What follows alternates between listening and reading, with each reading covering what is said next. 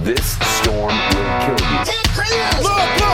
I'm telling you! You know what I mean, folks? But if rich people aren't looking out for us, who is? It makes no difference which one of us you vote for. Either way, your planet is doomed. You're listening to the Our Take Podcast with Bryan Sherman. He had a full head, all the way till the end. It was white, and I was hoping to get that. I was hoping to get, the full head, and it was really hard to cut it off. And Spencer Rogers. To be a good pilot, you have to be able to make good decisions, and I know what my credit score is, so I know I don't make good decisions.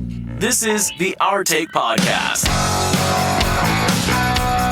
From Scary Parrot Media Studios in Ogden, Utah, it's the Our Take Podcast. Episode 161, I'm Bryan. I'm Spencer. Welcome back to the show, everybody. Sorry for the delay. It's October the 10th. On this day in history, in 1933, United Airlines Boeing 247 explosion. 1933. Yeah, and one of the oldest unsolved cases in aviation history, the airplane, which was flying from Newark, New Jersey to Oakland, California, exploded midair and crashed near Chesterton, Indiana. All 7 passengers and crew members died in the incident. To this day, it is not known what and who caused the explosion. They threw a who in there. Oh. I don't know if they needed to do that unless they know something. I don't know. Yeah. Wow, that is an old plane. It's kind of weird that in 1933, aviation took off pretty quick. Oh, right? yeah. We were already flying that big of a long-haul flight. Across the continent. Yeah. And it's not a very big plane, so it probably took a while. I don't understand plane fuel. What? How does it have enough fuel? Wow. It's in the wings. I know, but the wings don't look that big. Yeah, they are, though. It's in the wings and a little bit of the belly, too. Yeah. It's weird, though. It's weird to me. But you're right. But it's kind of strange. It's probably Illuminati. What is Freemasons. the miles per gallon of I will ask of a plane compared to a car? Let's see. What is the miles per gallon of a Boeing 737? Yeah. Something went wrong. You can't know that information. MPG. There it goes. Airplanes don't really use... Yeah, give me a... But just let me know. The AI overview says 80 and 100. 80 to 100 miles per gallon per passenger. What? That's a weird way. Yeah, this is too complicated. ChatGPT gave me a bunch of math equations, and I just wanted something simple. Summary, whole 737-800 less than 0.6 miles per gallon. Per passenger, full plane 90 to 100 miles per gallon equivalent. I understand weight is a thing. Yeah. But per passenger? So how many passengers does a 737 hold? 170 and or 80. Let's just call it 170 then. Okay. 170 times 100. It gets 17,000 miles per gallon? Yeah, I don't understand. Am I doing the math right? The AI overview says 130 miles per gallon per passenger. Oh, wait. It gave me the math here. Okay.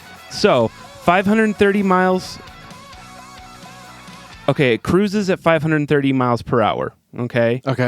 And it holds 850 gallons. That's crazy, right? That's a lot of fuel. It's a lot, but it's also not. My car carries 30. Yeah, but it's a fucking plane. I know. All right. So, and it can carry around 160 passengers. So, 530 miles divided by 850 gallons equals 0.62 miles per hour, or miles per gallon for the whole plane. And then you divide that by the number of passengers. Why? I just want to know. 0.62 divided by 160 passengers equals 99, less than 99 passengers per miles. What is the average? Just give me the freaking MPG for a fully loaded 737. Depends on the specific model. Okay, I fucking get it. A typical model, 160, 850 gallons per hour cruise. Oh, this is saying it burns 850 per hour, so it holds way more than 850. Oh, it does say it burns 850. Holy crap. Holy shit. That is so much fuel. That means the aircraft moves about 0.62 miles per gallon of fuel for the whole plane. That's really bad. Really bad. What is this Google AI overview saying it's 100 miles per gallon per passenger? Well, it did give me the 0.62 miles per gallon for the whole plane, but then I guess factoring in passengers does... This just blew my mind because in my mind I'm thinking that it's hard to see where all the fuel is stored on a plane. Ergo, it must get really good fuel economy. Right. And this is blowing that out of the water. Right. This is bad. Like your car gets 50 times this. 50 times the fuel. 1 gallon for a half a mile? That is pumping through some fuel. And that old notion that planes want to stay in the air is bullshit. 0.6 miles per gallon? Oh, wow. So a 737-800 holds 6,875 gallons. That's crazy. I think I've miscalculated how much a gallon is. That's so many gallons. 6,000, you said? Almost 7. Almost 7,000. Well, 737-900 ER holds 7,800. An Olympic-sized swimming pool holds 660,000 gallons. Wow. Yeah. Anyway. I need some way to visualize. I still don't... well, that's true, because a lot of us haven't seen an Olympic-sized pool. Have you ever seen one in person? They're way bigger than you think. Yeah, they are huge. Like, we're not talking about your community pool here, 50 meters long, 25 meters wide. That's... Yeah. I'm still confused as to where a 737 holds 7,000 gallons of fuel. I know it's in the wings, but they don't look that big. Okay, so interesting. A typical highway fuel tanker, like the ones you see on the road carrying fuel, holds 8,000 to 9,000. So now it doesn't seem like that much. Now it doesn't seem like that much. It's still... So imagine if they got car fuel economy. Well, then I wonder if probably wouldn't be as expensive to fly. A prop's got to get better because it's internal combustion, right? Actually, it's like a Cessna. I don't know if they do. Cessna miles per gallon. This says 15 to 22. There is a new program that I think Airbus is working on because apparently.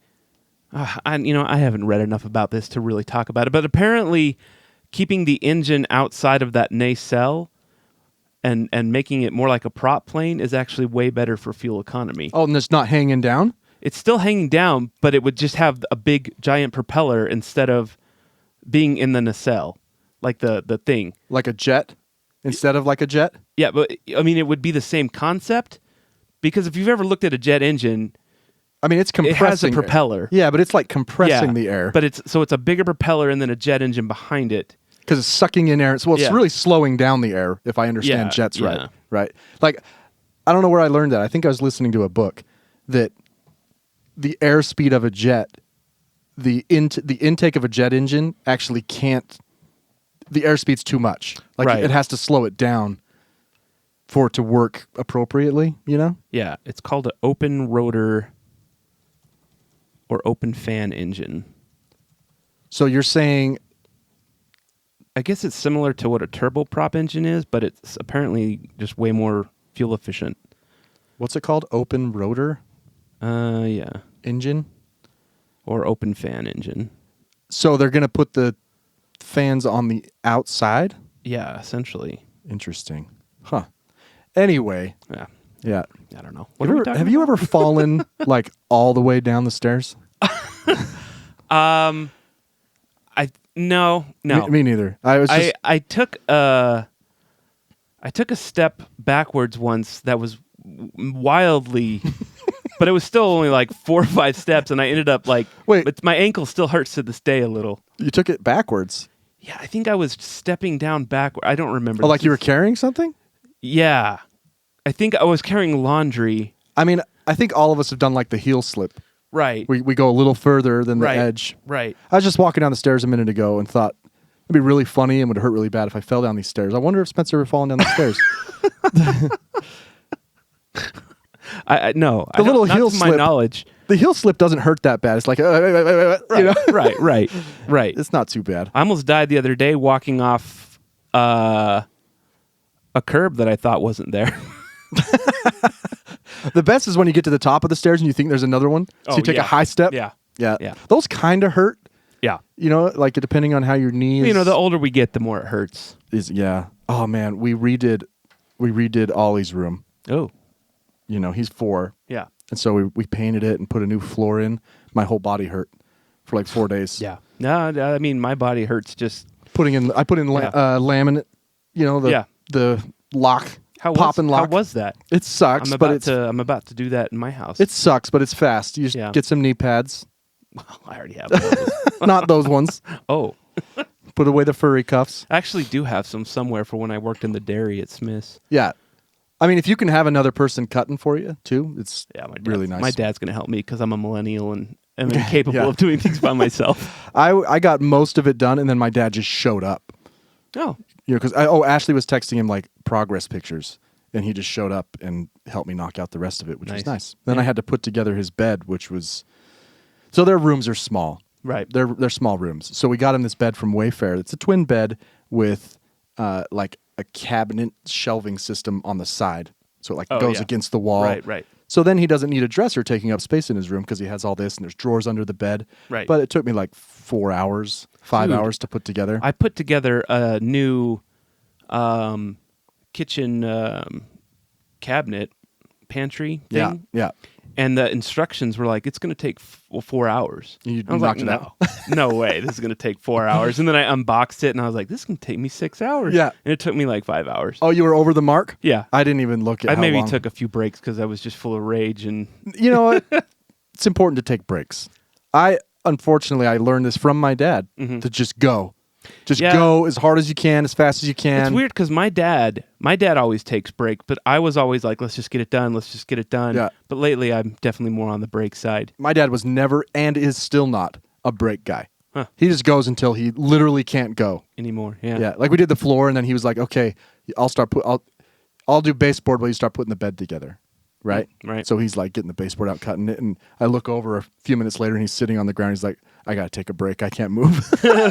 Because he's diabetic now because of his pancreas. Right. And he's like, you know, his blood sugar's at like 80. I'm like, Dad. Yeah. Your phone is beeping at you. Like, come on. You Grab know. some peanut butter. Yeah. Do something. Did I ever tell you that when I worked at AT&T, we had a diabetic guy.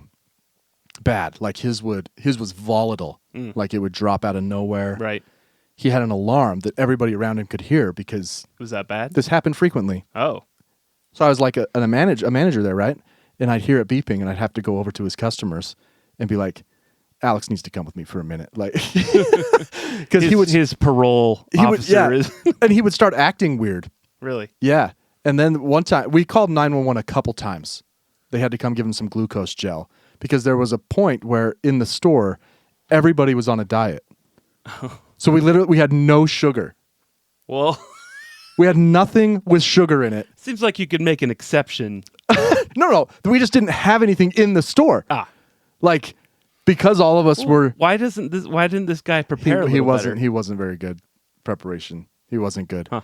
But yeah, there was one time I was sitting back there with Dean, the other manager. We were chatting, and all of a sudden we kind of hear this weird banging, and we look over, and Alex is facing the inventory room door, like kicking it and like almost bonking his head. And we thought he was kind of a funny guy too, so we thought he was just like making a joke. No, he was out of it. Oh, like, jeez. So you're like holding his mouth open, pouring in like Gatorade. God, it feels like a workplace has like. It was. I don't know. It was rough a couple times, but you're like, man, he is sitting there with customers right now, selling them a phone, probably just talking absolute nonsense, you know. But yeah, just drop. You see this? Hear this alarm going off in the store. He's over there ringing someone out. Jeez, that's wild. Yeah. So we haven't been here for I guess a month. Yeah, And- just stuff kept coming up. We had a show on a Thursday, Right, and so we didn't record that Friday, But and then stuff just Yeah. kept happening. But to be like completely candid, I am kind of burned out on.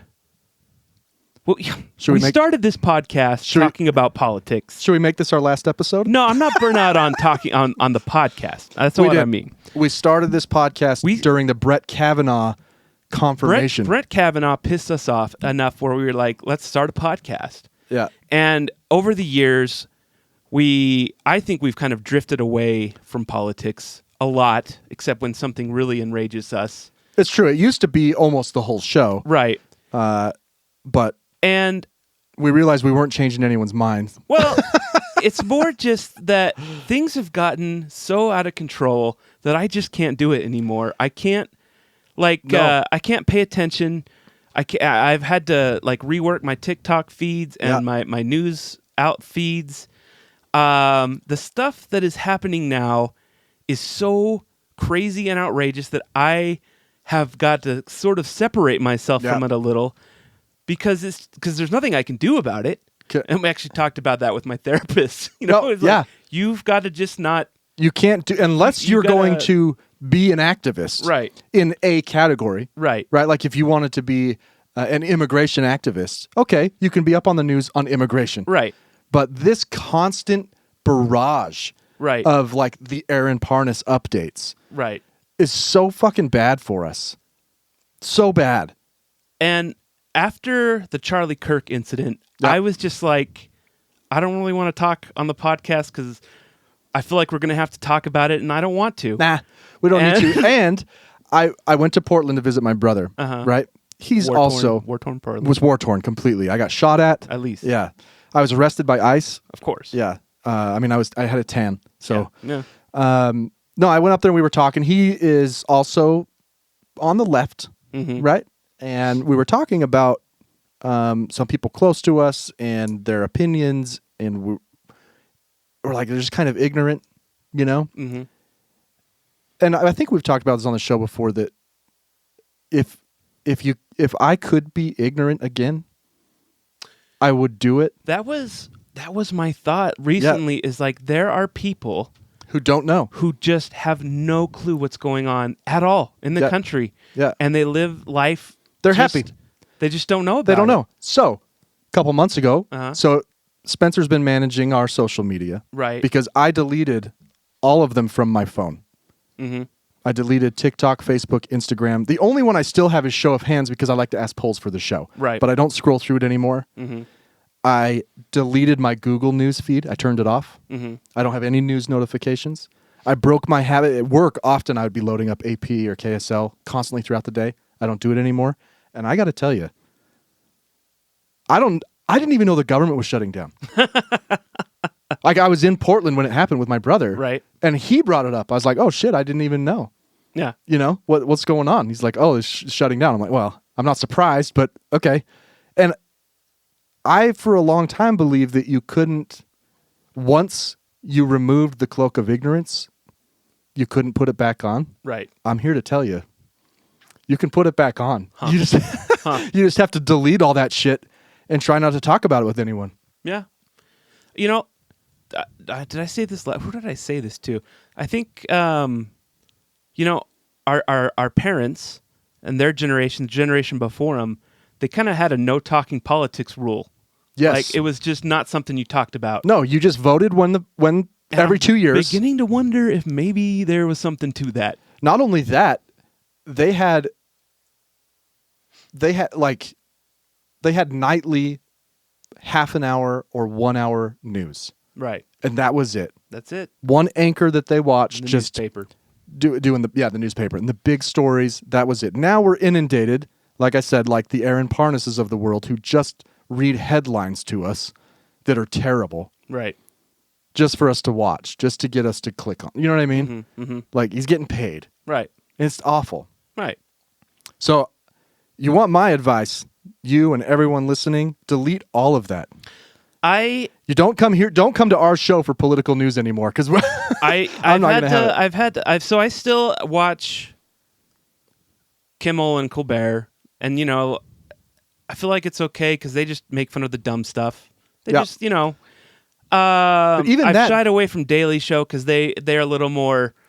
Even those ones make you aware, though. It's true. You know, I just like those guys. They're funny, and I will say that they. At least for Colbert especially, he is always serving a joke. Right. Right. Everything is about a joke. That was his philosophy on the Colbert Report as well, which was we talk about heavy stuff, but it's always in service of a joke. Right. So I get it, but then you also can't help but leave the show thinking about That's true. the crazy thing. That's true. You know? But I have my Facebook feed. I delete anything that's political. My TikTok, I redid the algorithm, and it seems like it's all kind of vanished.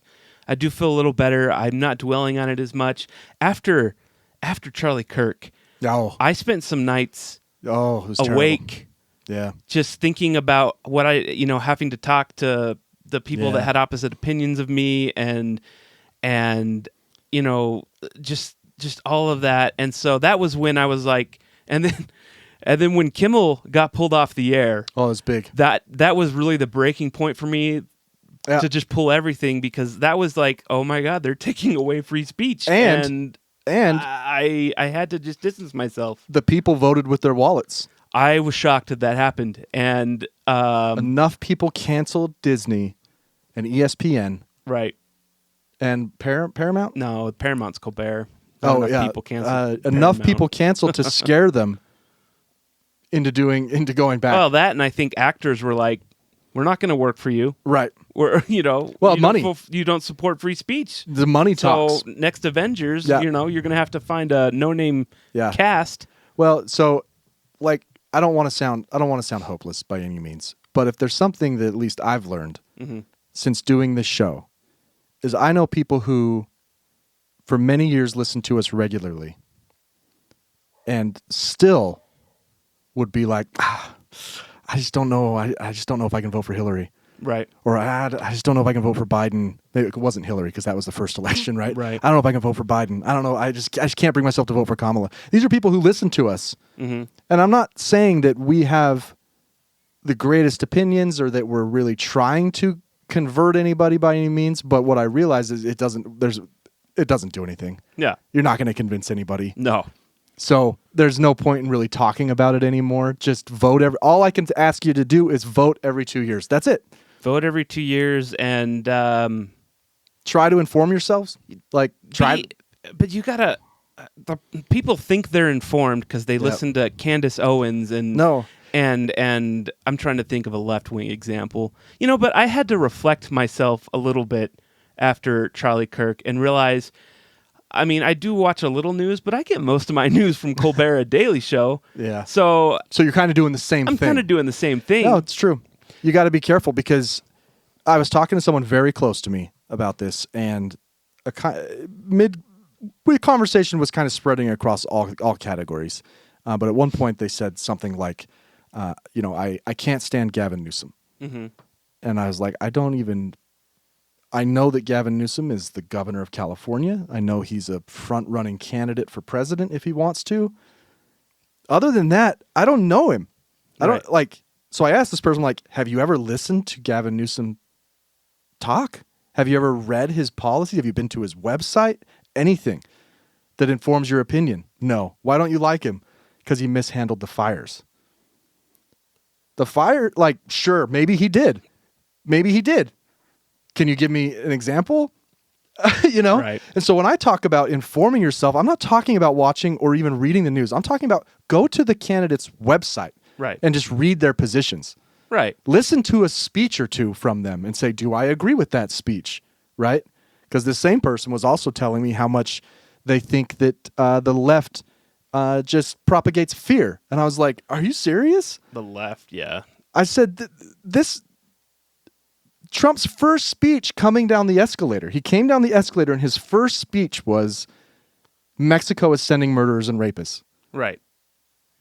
His third speech after the Pulse nightclub shooting was we got to ban all Muslims. You're saying that the left propagates fear? I think the left is afraid. Yeah, that's true. They're afraid of the right. I think they're afraid, but they're not the ones propagating it. This guy's making you afraid of anyone not like you. They invent things to be afraid of regularly, like Cracker Barrel or male cheerleaders or transgender people or it's wild, man. Here we are talking about how we're not going to talk about politics. Anyway, about politics. I just wanted to throw that out there that if you listen to us for politics unless something's really pressing, I don't think we're going to talk about it. That's probably not going to come up that much. I'm just kind of over it. I'll talk about Portland because I was there. Right. Once again, I had no idea until my brother who lives there. So my brother lives there. He is a... You had no idea it was a war zone? Until I had no idea.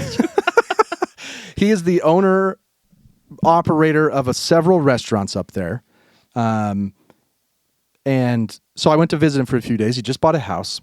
And one of his all of his restaurants they're in Portland. Like Portland proper. Right. There's some downtown, there's some just a few blocks away. They're in Portland, okay?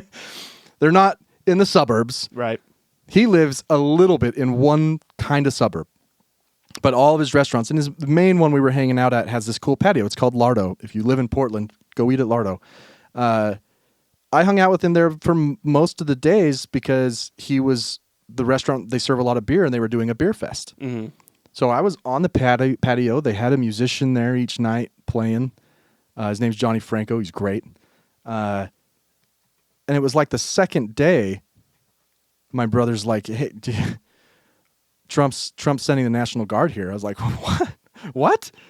He's like, yeah. So then I'm like, well, I don't read the news. So I pulled up Reddit and just quickly searched, Portland and Trump. And sure enough, he is threatening to deploy. And the next day, I read an article that the governor and mayor of Portland called Trump and were like, what are you talking about? And he literally said to the press the next day, I guess the things I'm seeing on TV aren't real. Yeah, because the things he was seeing on TV were from 2020. From 2020. And Fox News rolled it, and no one has told him, I guess? That's not the issue. Mm-hmm. The issue is that our president is getting his intelligence from the television. Like, he skips his briefing and just... Well, we have government for a reason. Why didn't he just call the governor of Portland? Right. Or of Oregon? Why did he say he was going to deploy and then the governor and mayor had to reach out to him? Why didn't he just call them and say, hey, governor, is everything okay in your state? Do you need help? Right. And so I'm looking at the news, and yeah, there's protests at the ICE building in Portland. But literally the pictures from that day were middle-aged women. Right. And so then he didn't send them, and then he did. And we heard helicopters a couple times from, I guess it was Homeland Security. I don't know. Stupid. So no, I was in Portland. I had 2 different people text me. Are you okay? One of them was not Spencer. He didn't care. Well, that's because I knew Portland wasn't actually under siege. No, I was in Portland downtown, like in the heart of Portland. I went to Powell Books. If you've ever been to Portland, Powell Books is in the center of everything. I went there. I shopped for books. I went out and listened to another busker on the corner of the street. There was nothing going on. Nothing. It was normal. It was a normal days in Portland. I was there for 4 days. It was a normal time. I don't know. It's crazy. I don't know. And this is why I have to tune it out. Yeah, it's like, it's all bullshit. What are you do we have this dumb of a...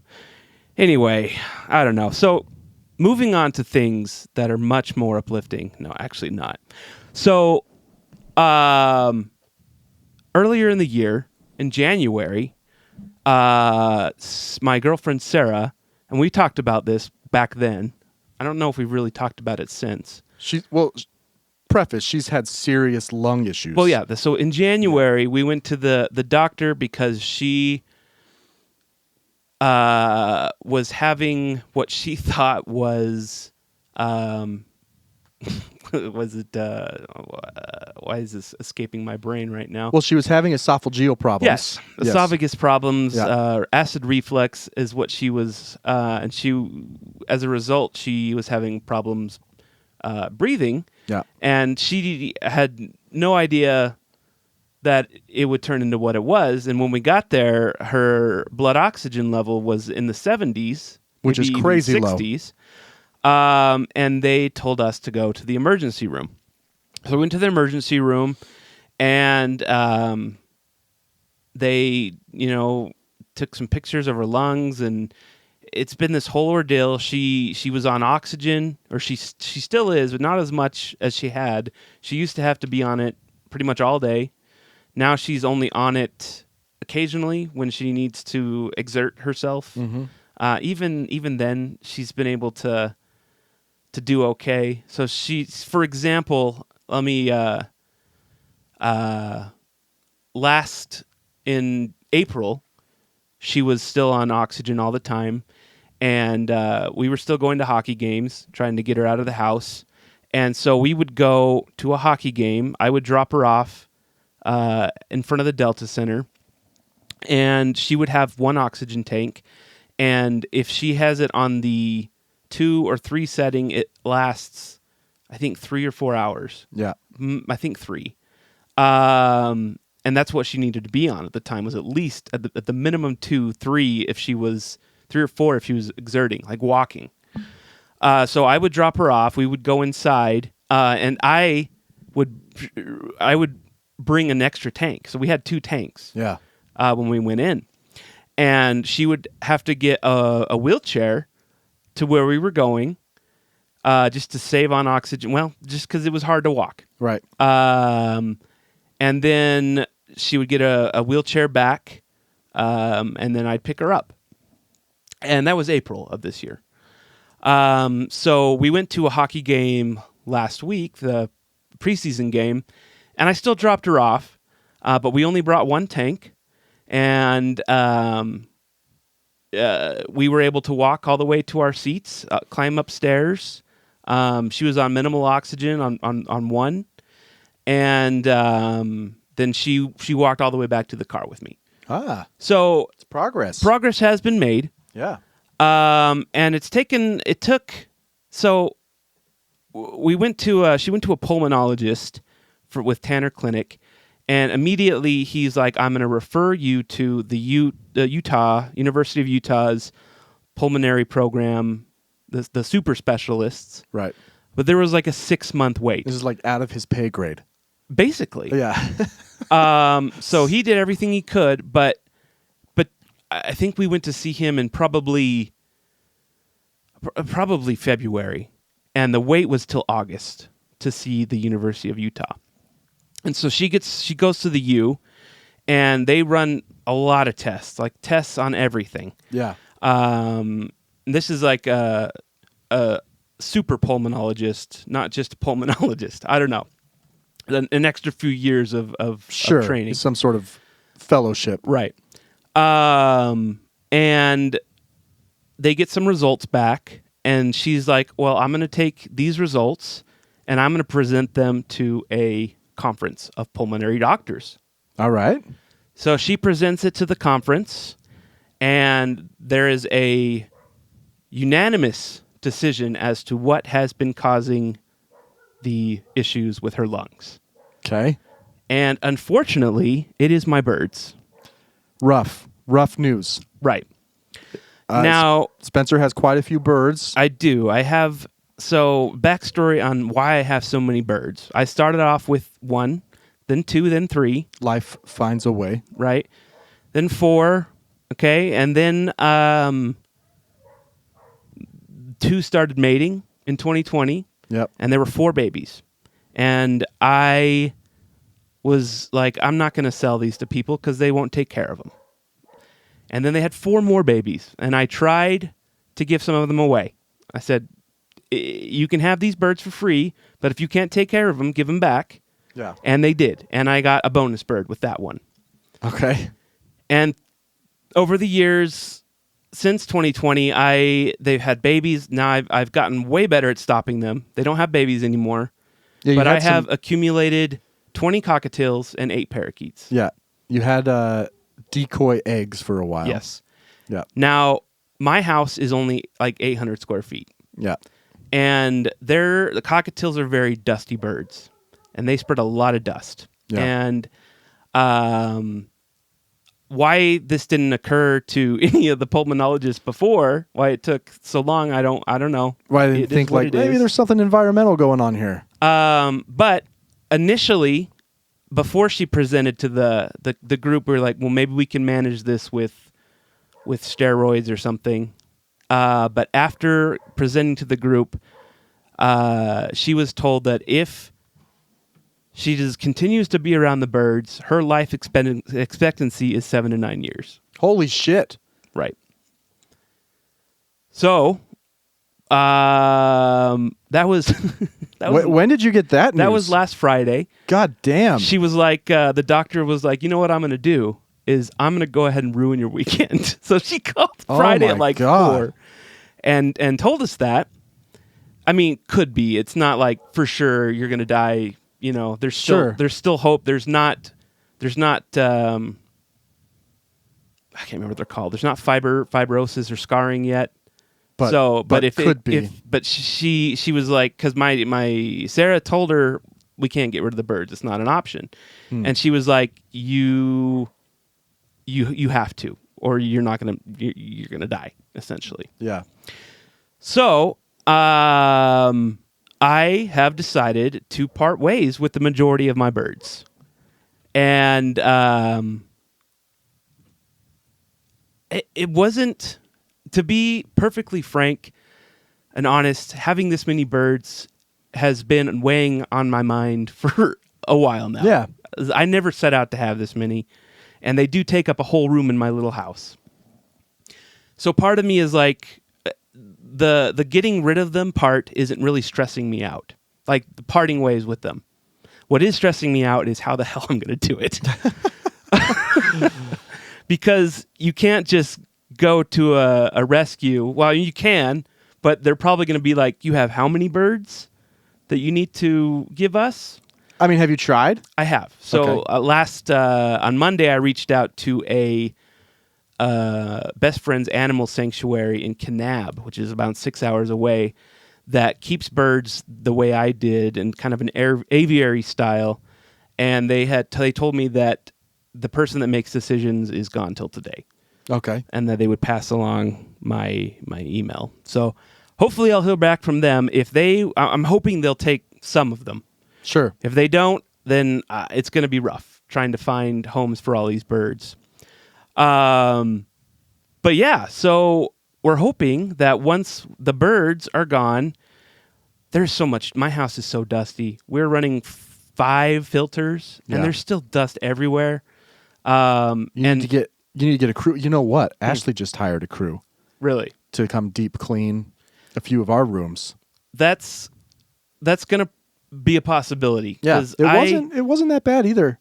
I didn't realize how dirty the bird room was till the other day. I ran my hand across the wall and turned it over, and it was like there was chalk from the dust. Yeah. I'm like, oh man, this is not healthy.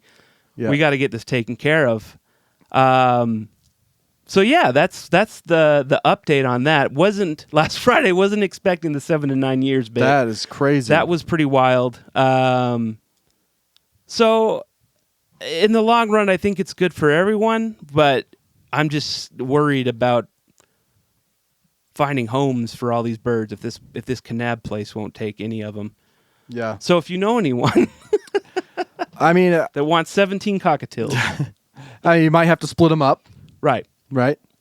And you might just have to kind of trust people. You know what I mean?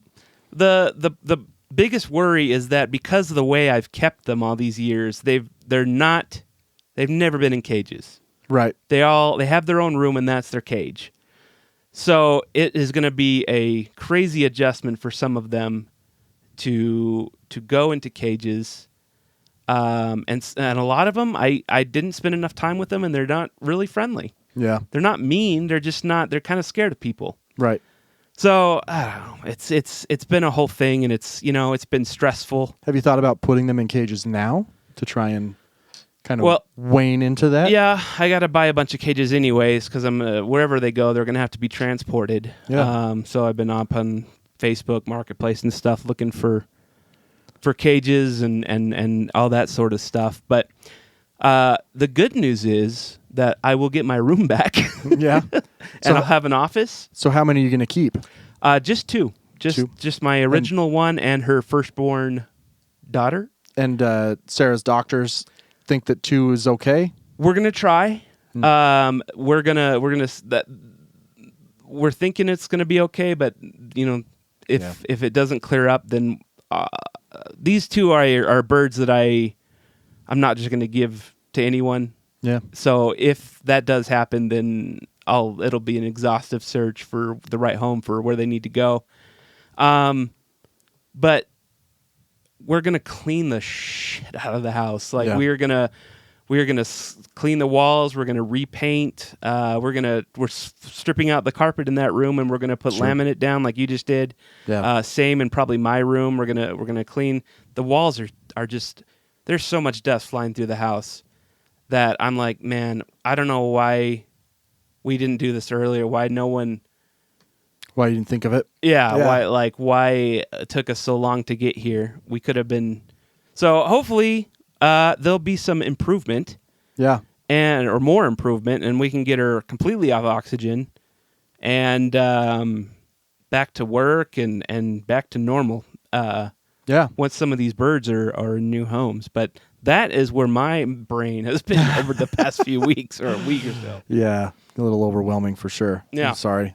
That sucks. Oh, it's, it is what it is. I made some mistakes having this many birds. I should have been selling them and giving them out to begin with. I don't know why I ever thought. I mean, there's got to be some bird lovers out there. Oh, there are. There are places I can reach out to if this doesn't work out. Well, I even just mean people. There's got to be, Right. You go hang out at PetSmart and wait for people to start looking at the birds. And be like, hey, come to my trunk. I'll give you 8 parakeets. Yeah. Free. I'll pay you. Free. I'll give you $100 to take 8 parakeets. Seriously. Right? It's like giving away money. It's fucking easy, man. Oh, man. But, so in other news, hockey season has started. Yeah. And as you can see, I am sporting my new Utah Mammoth jersey that went on sale last week. Mm-hmm. That I'm pretty excited about. And has your mood lifted now that hockey season is back? A little bit. I did a few weeks ago. I looked at Sarah and I was like, Sarah, what if hockey season comes back and I'm still depressed? I think just because of all the other stresses in life that I am still kind of meh. But we went to a game and that was fun. We're going to 4 games in the next week and a half, I think. Yeah. How are you finding tickets? Doing it the same way? For the first 2 games, Sarah's sister and brother-in-law make way more money than I do. Yeah. And they have season tickets in the lower bowl, but for some reason they also bought season tickets in the upper bowl, I think, to gift to people. And they have gifted us 2 games so far. Nice. 3 games, actually.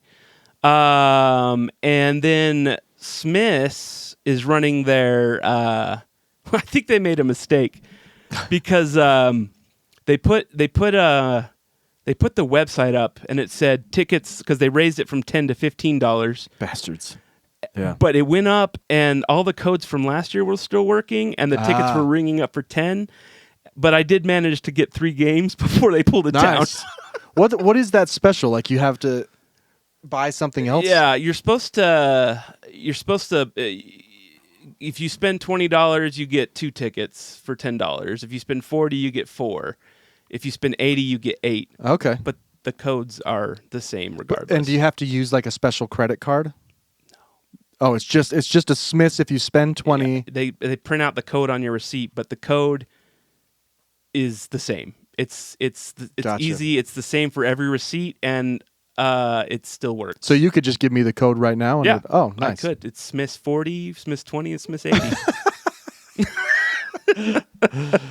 So, and they all 3 work. Like there's no other condition. Yeah, okay. and it's not. You don't have to go buy 8 tickets for one game. You can buy 8 different games. Gotcha. But, okay. yeah. All right. Interesting. And they're like top. Yeah, it's up there. Nosebleeds. If you do it right, you can kind of get better.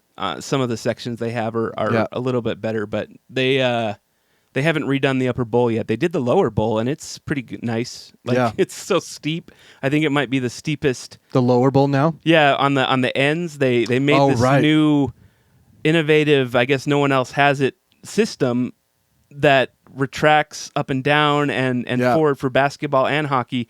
But because of the need for the basketball, it's Seriously, so steep. So they make it steep for hockey and Yeah. then shallow it out Right. for basketball? Right. Yeah. That's interesting. Yeah, it's pretty crazy. Yeah. Really quick, this is old news, but I put yeah. this in the rundown. Yeah, I remember this story. Yeah, have you seen? I'm going to show you the video real quick. Oh, why close my text messages? Yeah, I remember. So the Phillies Karen. This is, again, old news, but I want to drop my opinion on this real quick. Sure. All right? Okay. Oh, man, this woman, I tell you what. Okay, let me pause and go to my screen. So, Okay, so this is a Phillies baseball game. right, Guy hits a home run. right. We're following the ball into the stands. Okay, it's down in between the seats. A couple people reaching for it. Dude comes up with it, walking over to his family, gives it to his maybe 10-year-old son. Woman comes over, grabs man by the arm, starts yelling in his face, Okay. So, and she's screaming at him, yelling at him. Boy looks a little sad, obviously. right. The woman is still yelling at him. He takes the ball out of his son's mitt and gives it to the woman and waves her off, and she walks back to her seat. She's probably mid-40s, early 50s maybe. Right. So this caused It was quite the stir. a whole hubbub, right? Yeah. People were I don't know if this woman ever got identified or what. There was Man. a lot of They got it. there was a lot of rumors like that I don't think she actually lost her job or They anything like ruined a that. couple other women's weeks, though. Yeah. Like, because they found names of women who looked like her. Yeah. And they Yeah. were destroyed. Yeah. And the people had to, like, go on the news and be like, it wasn't me. Right. Yeah. So let me just say this. I don't like this whole give the kid the ball thing. Did you... Because I'm here to tell you right now, okay? If I catch a puck at a hockey game, there's no way in hell I'm turning around and giving it to a kid. That's not the same thing. Look, I know.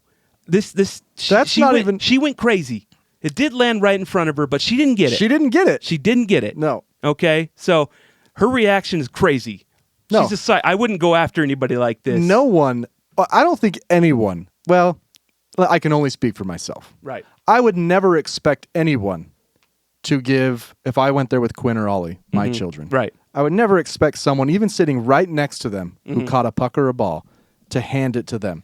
Maybe Right. they have kids at home. Right. Maybe they're just a fan and they want the puck. Right. I would never expect that.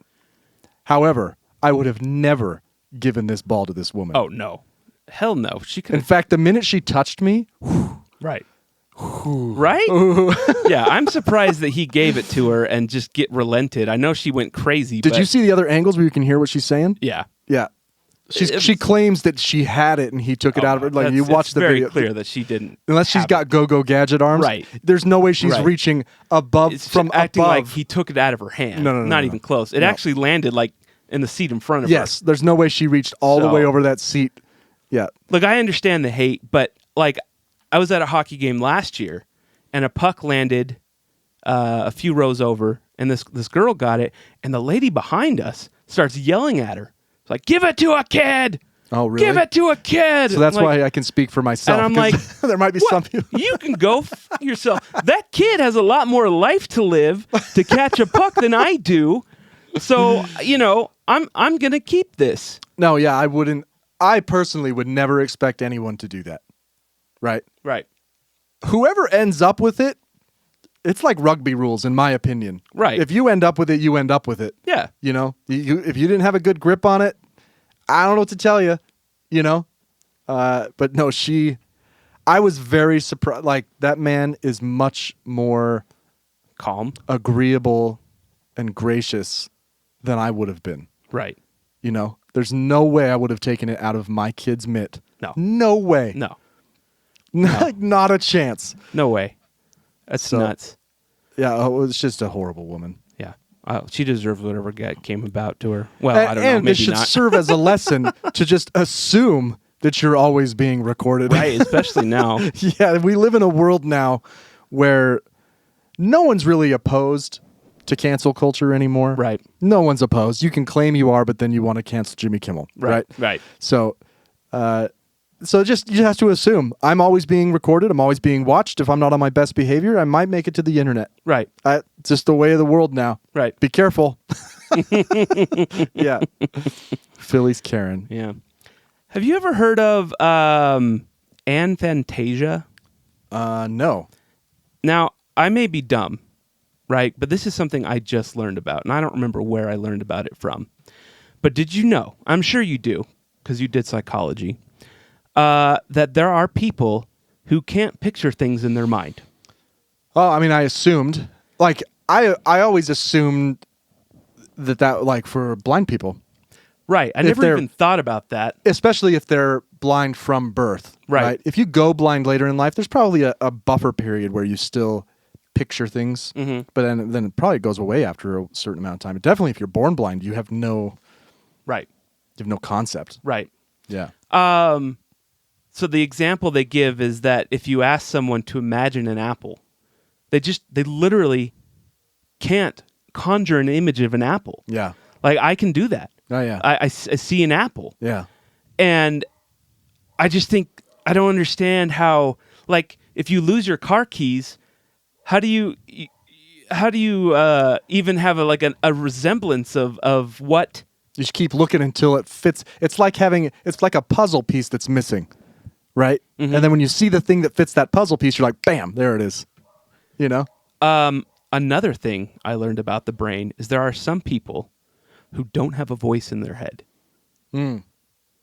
And I thought to myself, that actually might be fantastic. Like, do you? Well, let's talk about this to see if we're different from each other. When you say a voice in your head, like when you're thinking through a problem or something, you hear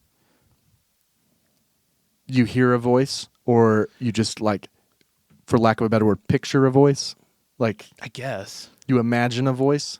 Is it your voice? Yes.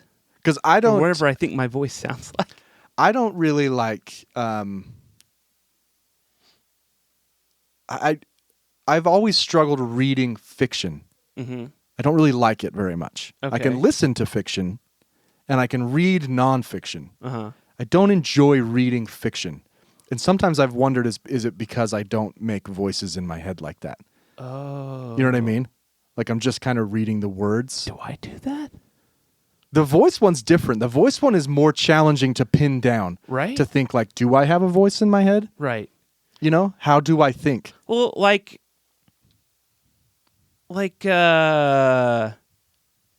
for example, yeah. This is the kind of thing that will run through my head. This voice will say, right? When you were outside, I was waiting for you. I looked up at the ceiling, and I was like, Spencer, you're so stupid. What? Why would you just screw screws into the ceiling without asking anyone? Why would you do that? So your voice, my voice is very denigrating. There's a lot of critiquing. Not all the time. Mine's not super critical of me. Sometimes I'll say it out loud, right, to myself fully, right, like, you fucking moron, you know. But I'm not super critical. Now, I can say this: I just tried an experiment where I was like, think of my favorite song, like a vocalist, mm-hmm. right? So I was like, I imagined like an AFI song, and I can definitely hear Davey's voice in my head, right? So I know I can do that. Mm-hmm. But do I have a voice? Like, is my inner monologue a voice? I'm not sure if it is. Like, when you're up at night, when you can't sleep because you're thinking about something, what is it that you're like?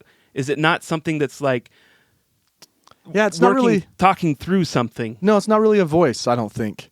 I'll have to try it tomorrow morning. It's just so weird that we all have. I just for some reason I thought we were all just the same. The same. Yeah. And now I'm hearing some people can't picture things. They don't have a voice. Maybe I'm weird. I mean, some people like synesthesia, like Pharrell. He sees colors for sounds. you know? And as songwriters, Right. you can imagine that might actually make things a little easier, Yeah. you know? You're like, no, that color doesn't go with that color, Right. you know? It does because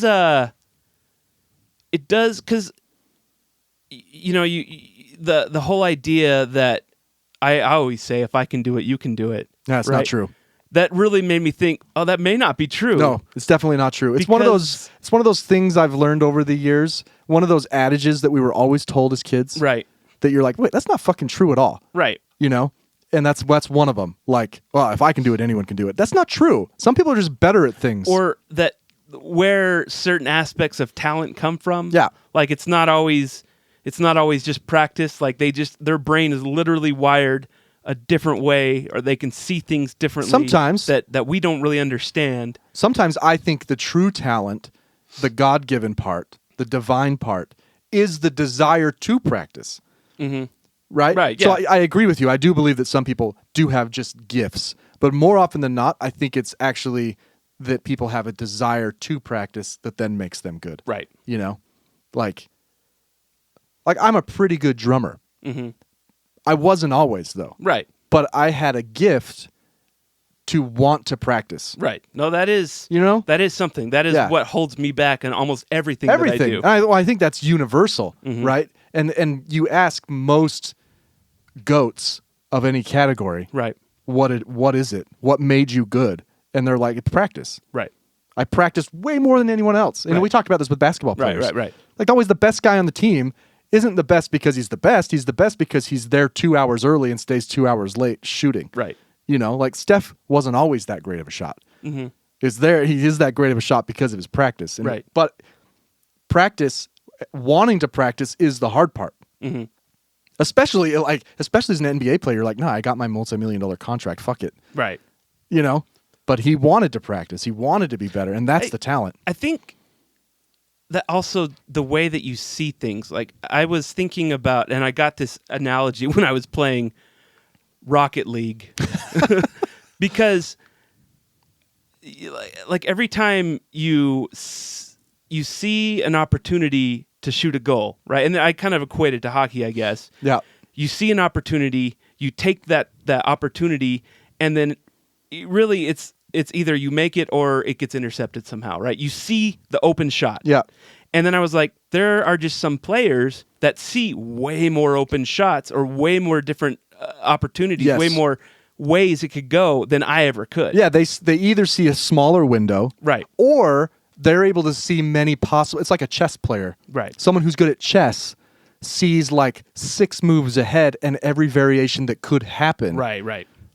Right? And then they know if I do this, it's hopefully going to manipulate him to do this. But if he doesn't, he's probably going to do this. And they can see like 6 of those ahead. Right.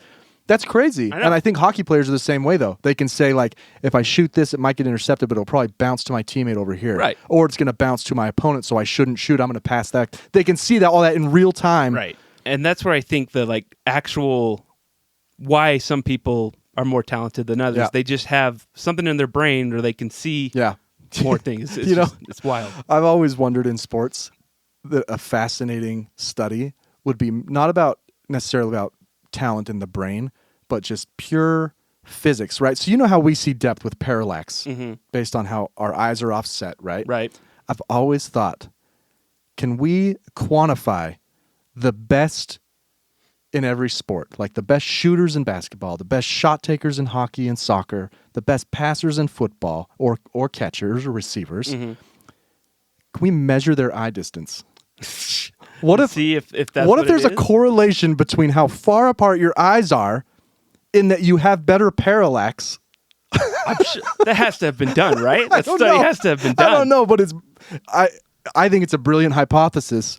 Makes sense to me. You know, these guys are like fish eyes. All of them. They've just got wider parallax, you know. But then you're like, there's other things like bigger hands. Right.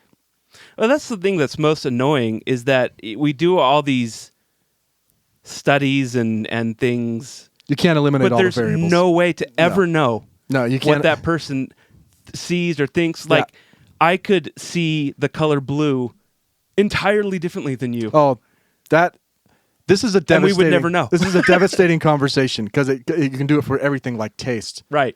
You know? And there's just... I mean, just because something tastes good, Yeah. it doesn't mean it tastes the same. Doesn't taste to you. the same to you, right? And the thing that you're describing, like it's peppery, that may be two different things, right? Right. Yeah. I don't know. I don't know if there's any way to narrow it down ever.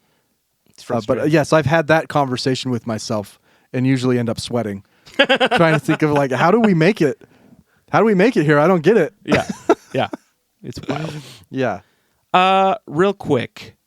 So the other night I went to the Cartel concert, and as I was going through the crowd, I was being dragged through the crowd, to be honest. I had found a seat, and I was quite comfortable sitting in my seat, but they were like, come on, you should come up front for Cartel. And I was like, all right, fine, I'm 40 years old, but that's cool. This guy stops me and goes, do you know Danny Warner, our good friend Danny, who's sometimes here with us? And I said, no. If someone asks you if you know a Danny, no, always respond with no. I said yes, and the guy said, I'm Danny's brother-in-law. I'd listened to your podcast. Amazing. And I just want to take this opportunity to apologize if I came off. I was being dragged against my no. He wasn't being short with you. I don't know if I was, but when I look back on it, I was like, because when he asked me if I knew Danny, I feel like I was like, yes.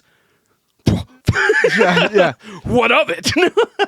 And then did you pull out a marker and wait for him to hand you something to sign? I just feel like I was so I apologize if he's listening and I came off as anything but. Oh, please, no autographs. Thanks. Yeah, I just can't do it anymore. We have a meet and greet later today. If only. Right. Hey, you got recognized from the show. That's Yeah. something. That's something. Yeah. So I told you I was in Portland, and I was flying back. And when you come back from Portland, you fly, obviously, from the west. Yeah.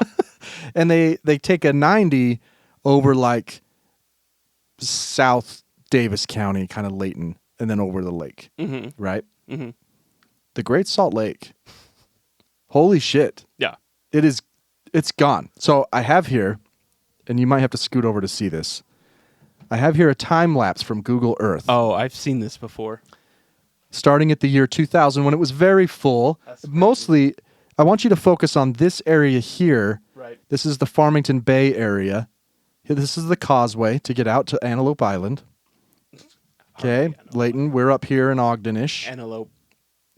Buffalo Island. Antelope piece of ground that's kind of right. elevated. So, so you focus on this area of water in front of the island, east of the island, and then also on this little strait in between West Farmington Bay and the island here. Okay, so I'm going to time lapse. We're on the year 2000 as we move forward here. Now we're 2006. Farmington Bay is almost all dry. It fills back up a little in 2011. It goes way down. And here we are in 2022. There is no look there. This is a land strait now in between West Farmington Bay, and it's no longer an island. No, it's not. It's connected by land, and this area. So I grew up in Farmington right here, and I used to be able to look out my window on this hill and just see water, all water in the 90s, and it's like a little river now in Farmington Bay, just a little tiny river. That's alarming. Yeah, I wonder this is the if shit. It's like a natural cycle or if there's a lot more to it. I think there is a cycle. So luckily, Google Earth does go back all the way to 1975. Oh, really? And it's pretty dry in 75. It looks a little. It's not nearly what it is now. Right. Actually, it does go back to 70 even. No, 70. Yeah. And then 84, it's way full because Utah flooded in 83 and 84. But no, that's crazy. Well, crazy low. They are. They did. I know you're not watching the news, but Cox promised $200 million to work on getting it filled up. So we'll see. I don't know what the plan is. You're gonna buy water from someone? No. All you got to do. All you got to do is go to Walmart, buy some Dasani, and then we're just going to start pouring it in. Dasani's got a lot of salt in it already, so I think it'll be good. I mean, the dust storms that this is going to create are just going to be nasty, like arsenic in there. Yeah. You know? Yeah. $200 million. You think you can figure out how to fill a giant salt lake with $200 million? They're gonna try. You're gonna. They're gonna try. It was a couple years ago. They said they were going to put a pipe in. Yeah, just I remember. It's simple. It's a simple from the ocean, right over the Sierra Nevada mountains. should be no problem. I mean, we built a railroad. No more than $200 million. The pump alone is like $4 billion. Right. Right. Apparently, they do have pumps still from. I think it was from the 80s. They pumped water out because of the floods. I could be wrong. No, now those are some like old pumps. Those are 40-year-old pumps. I remember hearing that somewhere. Right. They run on I don't know what from the 80s. This is like a hand pump. Hopes and dreams. Yeah. Anyway, I was very alarmed flying over the lake coming into the airport there. Yeah, it's rough. Like this is not an exaggeration on Google Earth. Like it's an image, but it's a computer. No, that's what it looks like when you're flying. There's no water there. I remember when we played our show at Saltaire back in like 2008. You could walk out to the water. There was water right there. Yeah. And now there's no water inside. No, it's like a mile away. Yeah. Yeah. That's true. I went out to Saltaire the other night, by the way. The night you guys went to Cartel, I went to Haim, the band Haim. Huh. And they were wonderful. Huh. They're one of Ashley's favorite bands, and I was thoroughly impressed. The ladies put on a good show. Was it in or outside? It was indoors. Wow. Haven't been to the show indoors. I mean, it was pretty shitty weather that day, so they maybe would have been outside, but they didn't need to. There weren't a ton of people. They're not huge. So maybe, I don't know, maybe 1,500 people there. Oh, wow. So good show, though, if you've never listened to Haim. H-A-I-M. It sounds familiar, though. Yeah. Okay, I have two. I got two kind of ethical dilemmas. You're familiar with the trolley dilemma. Oh, of course. Just to recap it, there's two sets of tracks. The trolley is headed down the tracks. You see it's headed toward one stranger. Mm-hmm. He can't get out of the way. Right. I'm sorry, it's headed towards 5 strangers. It's headed toward 5 strangers. They can't get out of the way. You are in charge of the switch, though, and you can throw a switch that would then send the trolley toward the one individual. So you throwing the switch saves 5 people, but kills a guy who otherwise would have lived. Right. About half, maybe a little, I think it's more than half, people say they would throw the switch. Right. In this scenario. Well, I don't know where you're going with this, but there's situations that change that Oh, no, dramatically. for sure. There's many variations, but the Right. basic one is it's headed towards 5 people. You can throw a switch to switch it to 1. Right. Okay. The variation I want to talk with you about is the footbridge variation. Imagine a trolley is headed towards a group of 5 strangers. Okay. You're on a footbridge over the tracks. Okay. Next to you is standing a well-proportioned man who you know for sure would stop that trolley if he was placed in front of it, thereby saving the 5 people. Okay. Would you push that man off of the footbridge to save those 5 people? What kind of question? It's terrible. It's a terrible question. And the reason I'm asking you is I was listening to another podcast called Ologies, where they had on a psychologist who did hundreds of these variations in studies. Right. Right. And not very many people say they would push someone off, just so you know. It's like brain damaged people, a little bit of sociopath, not in a bad way. What they find is there's a giant emotional response to inflicting harm on someone. Right. Ergo pushing them Right. off of a bridge. There's a really large emotional response that's negative Right. for most people with quote unquote normal brains. My brain just goes immediately to, am I going to end up in prison? Right. Well, that's another question. Right. So I asked my brother this question, though, and he did not hesitate. He's like, oh, for sure. For sure I would push someone off. Now, I've known my brother my whole life. Right. And so first I was like, bullshit. There's no fucking way there's no way. There's no way you would do that. You would push a stranger. I'm like, what about me? If I was standing there next to you, would you push me off to save those 5 strangers? And he said yes. I was like, you're so full of shit. But nevertheless, you answered that way. Right. Right? Would you push a stranger off of a footbridge to save 5 strangers? No, I don't. I wouldn't. I don't think so. No. If anything, I would just commiserate with him. I'd be Right. like, this is terrible. Man, this sucks. This is terrible. What a tragedy. You could do. You know what I'd do? I'd try to talk him into it. You could. You could stop that. You could stop that. You might get hurt. You probably live. And then give him crap afterwards. Yeah. Like, I can't believe you didn't stop Can't that. believe. I'm clearly too small. Yeah. But you There's no definitely. way. Okay, so the second question I have for you. We've talked a lot about right-wing fake news propaganda, and that we're pretty convinced that the Tucker Carlsons, Hannitys, Bill O'Reillys of the world are just actors Yeah. getting paid, Mm-hmm. which then begs the question, what's your number? Right? Right. Someone approached you. We need you to spew propaganda for 5 years. We're going to pay you $1 billion. Would you say yes to $1 billion? This is harder than them pushing the. This one's harder question. for you? Interesting.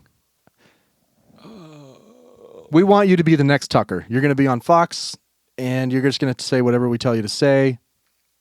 We're trying to maintain power here and division. We want to keep the people divided. We need you to just say what we tell you to say. We're going to pay you $1 billion to do it for 5 years. Here's what I think would happen to me. I think I would say yes. Yeah. I think I would spend the next 5 years miserable. I think that I would realize what I had done. Yeah. And the terrible effects that I had and the damage that I had done. And I would probably kill myself or something. Like, Yeah. I don't know. I don't think it would end well for me. So there's no number. I mean, I started at $1 billion just to go high. I mean, like I said, I'd do it. I mean, whatever. I gotta do. But you think the guilt would be I overwhelming. do. That's interesting. I do think it would be. I think I got to somehow figure out how to put this on show of hands. But here's the interesting part. Now, this is in no way, my brother doesn't listen to this show, right? He doesn't care. Wait, way to support us. Right. Yeah. That being said, he said for sure he would take like $10 million to do this. And I found it so ironically funny that he would push a stranger off of a footbridge to save 5 people from death, but that he would gladly take $10 million to spew lies and hate that sow division. It's funny. It's so ironic and just so Humans, man. the juxtaposition there is just crazy. I'm with you though. I don't know what my number is. You wouldn't know what your number is till they shove that paper in front of you. Right. It could be as low as like 200,000. 200 grand a year. Like, yeah, That's true. I yeah. asked my dad, and he's like, "Yeah, I do it for 100 grand a year." Just so there's your ethical dilemmas of the week. I like to take credit for the propaganda spewing ethical dilemma because that one was all me. I came up with that one. That is a. You have to. It makes it make a lot more sense. Yeah.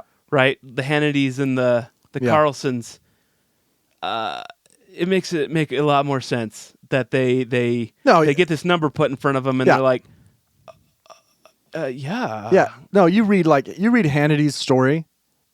This is he might legitimately be a conservative, but he doesn't believe all the shit he says. No, there's no way. Like he started as a shock jock on like late night radio in like a university town. Right. Where he'd say crazy shit like anyone who gets an abortion should be hanged.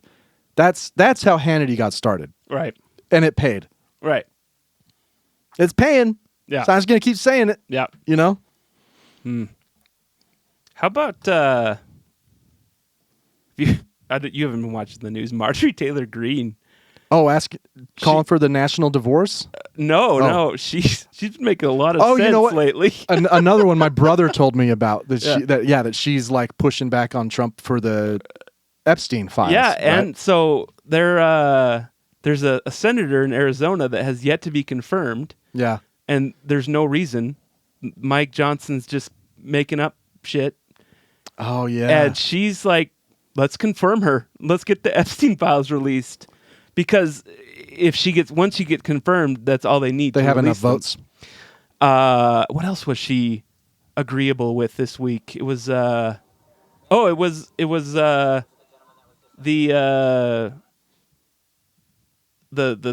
government shutdown and how it's gonna raise everyone's premium. She's like, I'm not for that. Really? Yeah. Interesting. Yeah. What a weird world, Right? Huh? But this is what I'm telling you. Like, without the cult leader in Trump, once he's gone, I don't see it surviving. They will fracture like this. Yeah. Right? Like he can't even hold it together when he's losing Marjorie Taylor Greene. Right. Like, that's crazy. Yeah. I don't see that. I don't see this new Republican MAGA party. I don't see it surviving. It might survive, but it'll be much, much smaller as the party on the whole just fractures. Right. He's ruined it. So I got a funny one here. Okay. This is a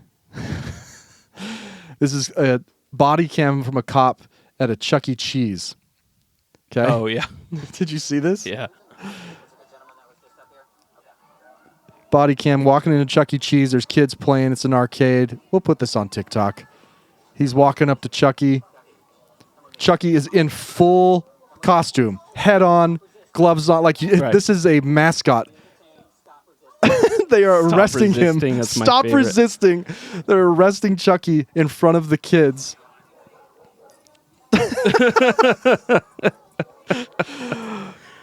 Oh, These guys, man. I can't even remember what the guy did. Let's see. why would they not let him? Just walk him to the back? Yeah. Like, let's go. Time to go. Or yeah, that's so. Chuck E. Cheese, come with me, Chucky. That's what they said. Oh my God, these cops, man. Turns out they actually weren't after the guy inside. They were misinformed. They were after Chuck E. Cheese. Crazy. Oh, these cops are just fucking morons. What did he do though? I'm trying to remember. Officers been taking his mouse. They put him in the police car and helped him take off his mouse head, furry hands, oversized shoes, and pants with suspenders. Oh, he's being charged with using a stolen credit card. The question that I have, Not even dangerous then. which he might have a defense for, how did you identify him? That's true. Like, does the video of someone using a stolen credit card, is it literally Chuck E. Cheese? So You didn't even know it was me. Mr. Cheese. Yeah.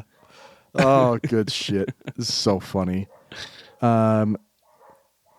Oh man, not to bring up Charlie Kirk again. This is actually funny though, because it's not related to the Careful, Jimmy Kimmel. It's not related to the murder. I'm watching TMZ live that day on YouTube. Oh right. Okay. And I'm watching Harvey do his thing. So I didn't know this, but TMZ, I guess, streams live all day, every day. Just a cameraman walking around the office. So as breaking news comes in, you can see how the wheels turn. Oh. You see the machinery going, right? You see Harvey like giving orders to this guy to call that network, this guy call that network, right? This is before we knew that Charlie had died. I'm watching this live stream, and Harvey's kind of sitting at a desk, and he's like, get me the number for the Fox affiliate in Utah. No, right. Okay? He calls him, has a conversation, blah, blah, blah. What do you know? Did they catch the perp? Blah, blah. And he's like, you know what? Would you mind if I gave you my number? Okay? And whoever's in control of the feed mutes his audio. Right. But you can read his lips.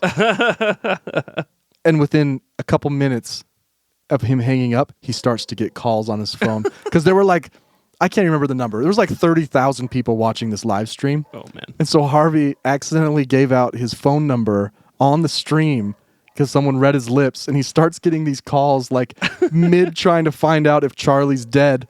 Oh my God. And at one point he's like, I can't believe that just happened. And he's like super bugged.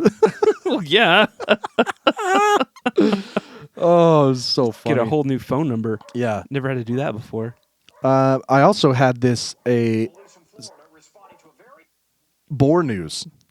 Oh, you didn't even warn me. I'm sorry. I got to find the pig news sounder. Yeah, I don't I even got know some where pig it's at. news. Police in Florida Police in Florida responding to a very unusual burglary today.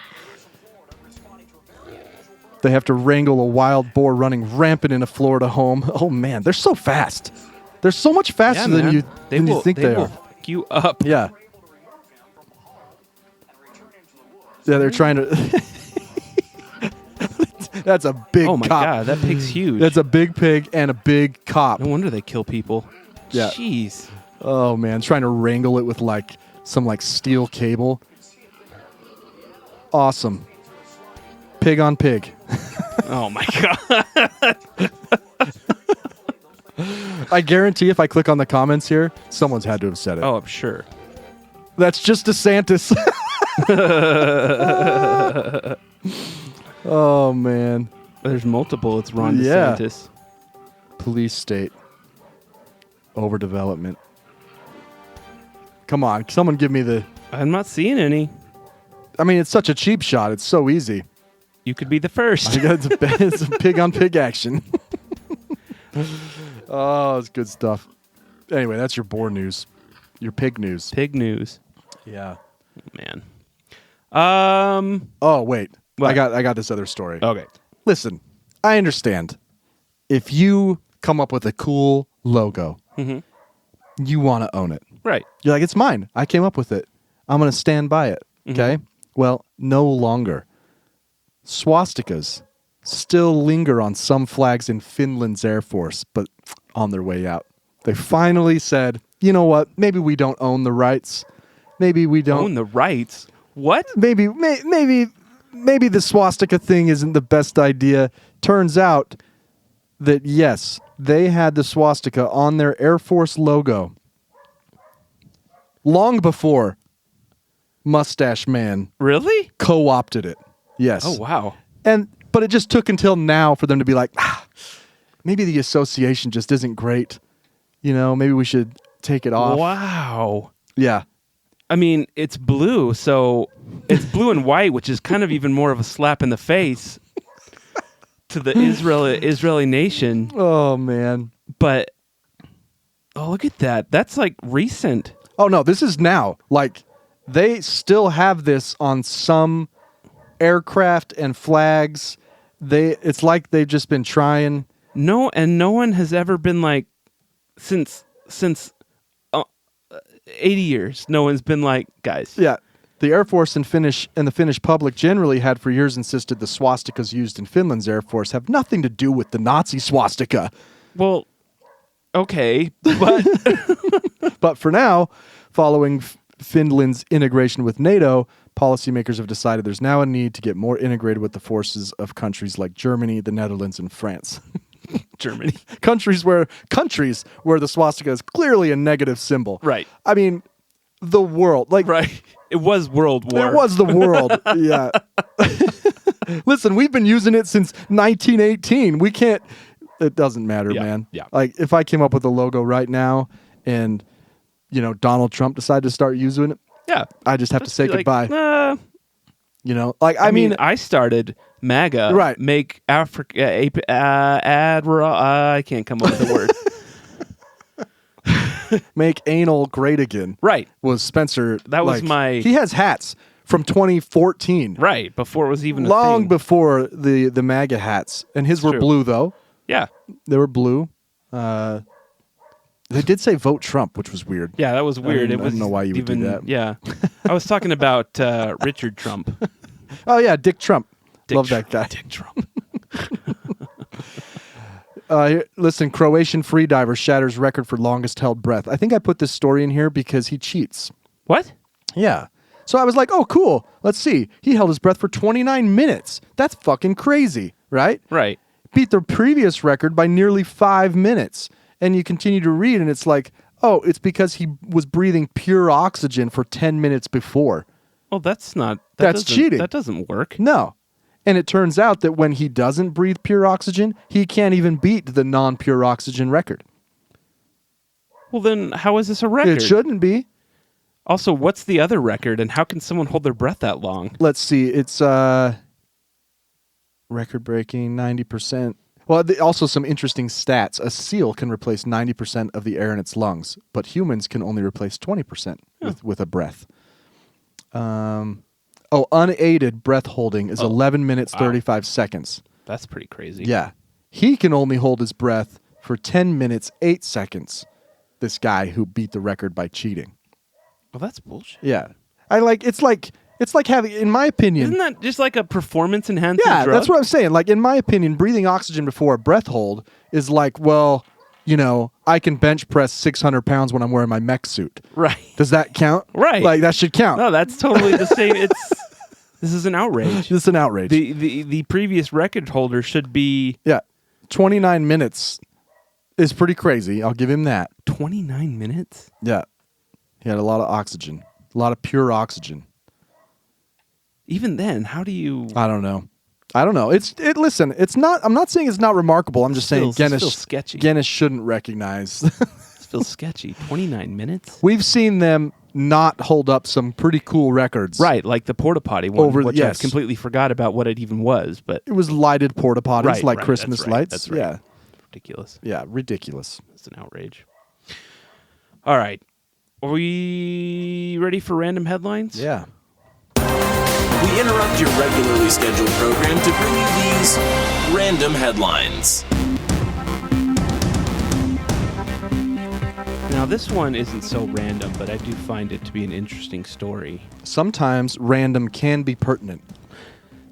Cat, well, I think it's gotten a lot of national attention at this point, but cat back at home at Lowe's after stowing away in truck. So, a beloved cat living at a Lowe's store in Virginia is safely back at home after stowing away on a truck to a distribution center in North Carolina. So the Lowe's crew just has a cat? Yeah, I've seen it before, like Home Depot's. There's just like a cat that lives in the store.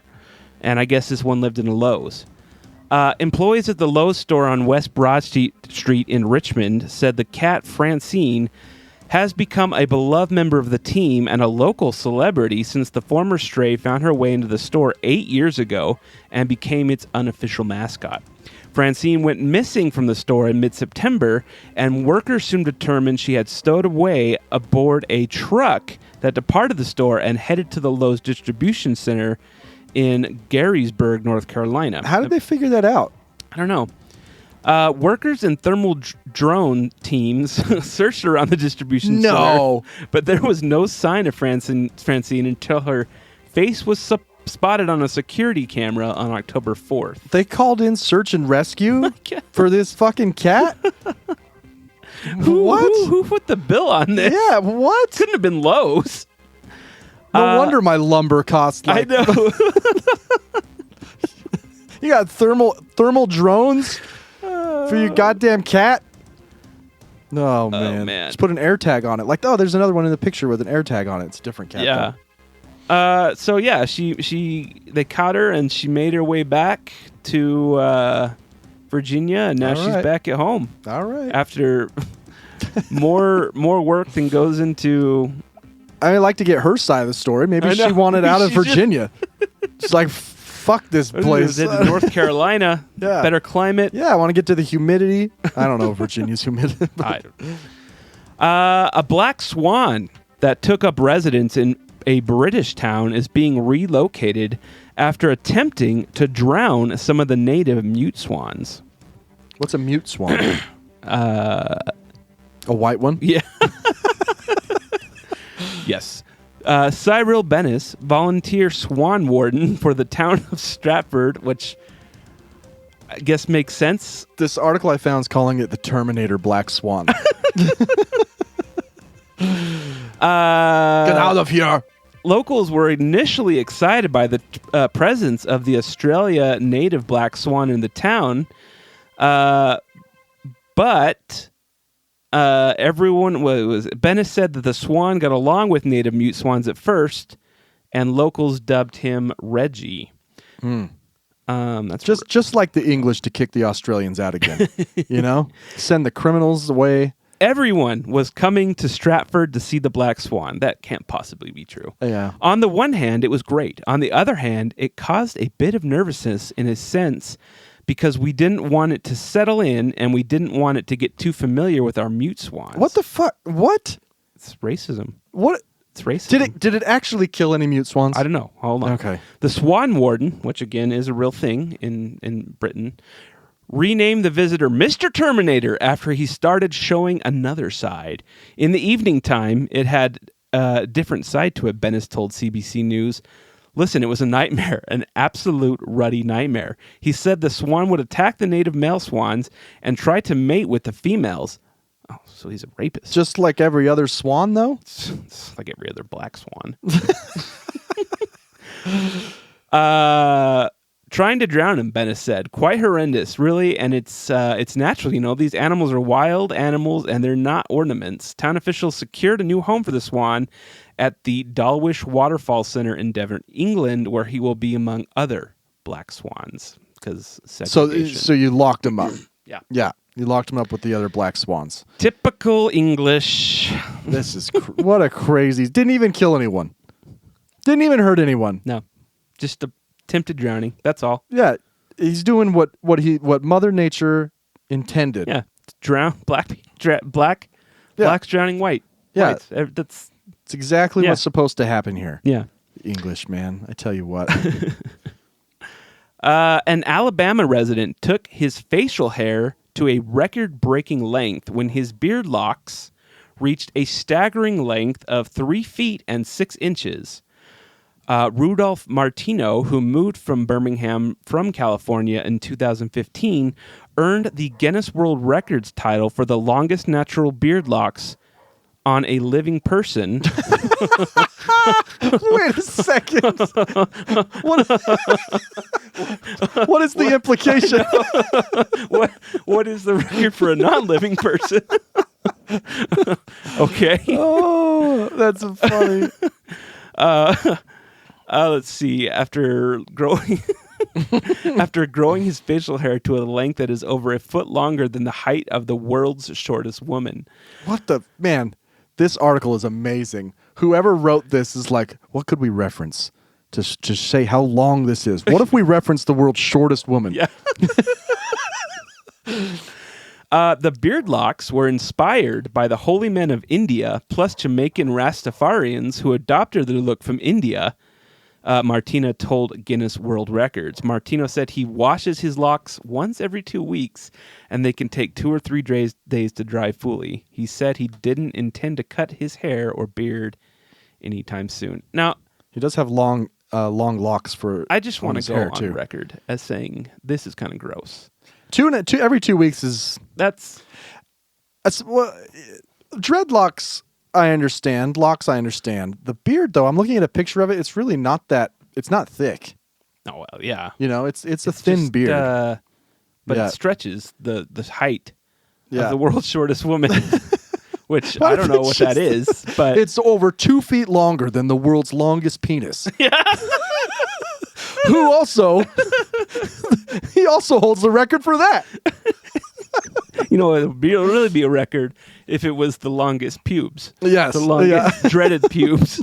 That's the record I'm going for. Locks de pube. Yeah. Oh, man. These guys who write these stories. I have been growing my beard out pretty long. This is the longest I've ever done. And I can't imagine having that. That would be so annoying. It's been a while since I've had mine. My COVID beard was pretty. You had a good one. Yeah, it was the COVID days. Oh, good times. Yeah. The Rona. What a weird time. Yeah. Whew. Yep. Only been 5 years. Or already been 5 years. Already been. I don't know. Yeah. I don't know. It's gone by fast. Yeah. 5 years. So. Oh, only 3.5 years left. We'll get through it. Yep. Just don't watch anything. Just don't read anything. Just put on your ignorance cloak. You're not going to change anything. Bliss. If you're not going to change anything. So just vote. That's true. all you can do. It's true. All right. Well, I guess that's it. That's it. Thanks for being here, everybody. Find us at the Artake Pod on TikTok, Instagram. Really, just TikTok and Instagram. We're on Facebook still. You can email us at ourtakepod@gmail.com. for episode 161 of the Our Take Podcast. I'm Brian. I'm Spencer. See you next time.